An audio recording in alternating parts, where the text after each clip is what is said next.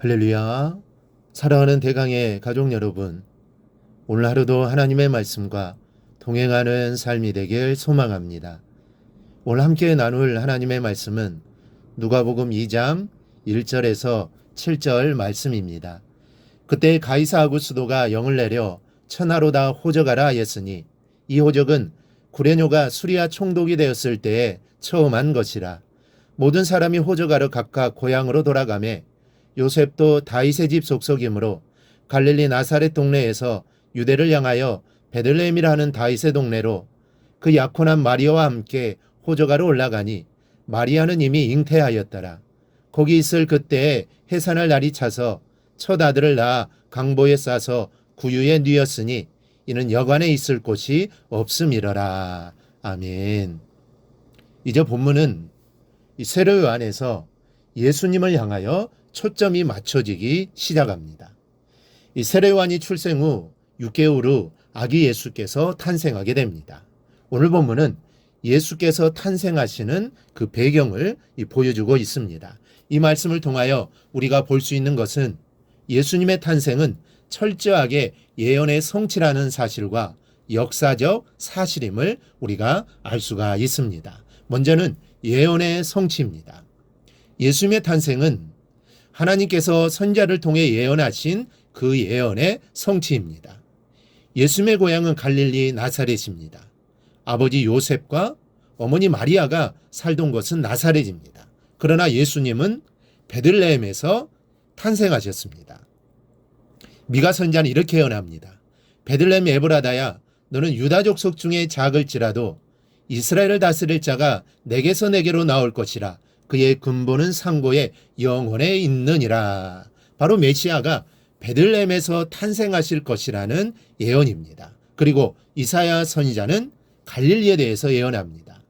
전에 고통받던 자들에게는 흑암이 없으리로다.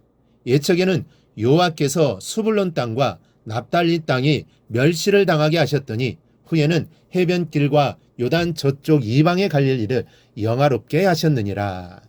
그리스도께서 갈릴리에서 사역하시면서 이 땅을 영화롭게 하실 것이라는 예언의 말씀입니다. 그리고 베들레헴의 탄생은 곧 다윗의 후손으로 태어나게 된다는 예언이 이루어지는 것입니다.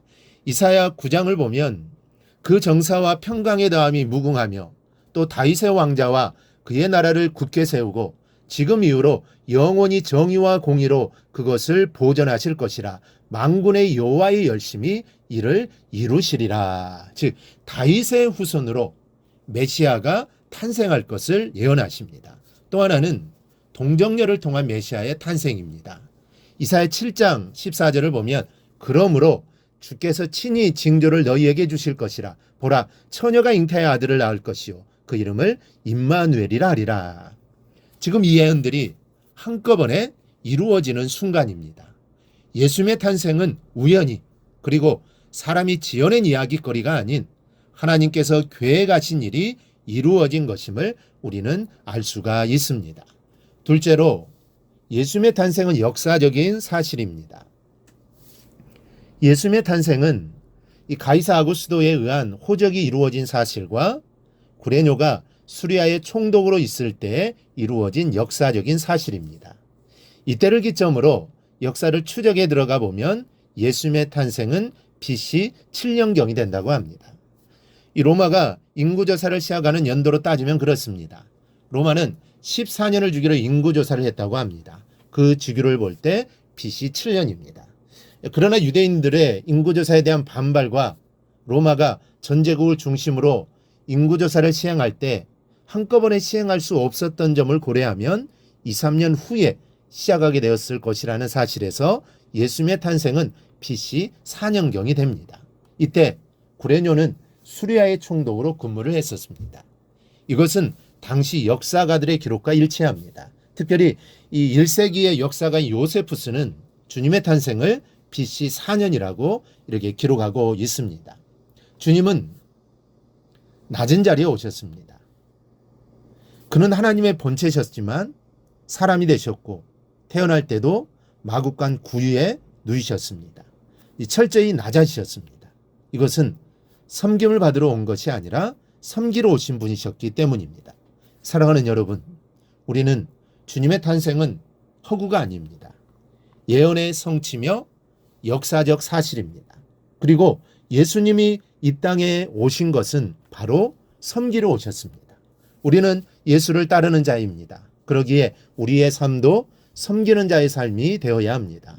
서로 섬기며 주님의 영광을 나타내야 합니다. 오늘 하루도 우리가 주님의 삶을 본받아 서로 섬기는 복된 하루가 꼭 될 수 있기를 주님의 이름으로 축원합니다. 오늘 묵상한 말씀을 굳게 잡고 삶으로 실천하며 살아내는 대강의 모든 성도들이 되기를 축복합니다.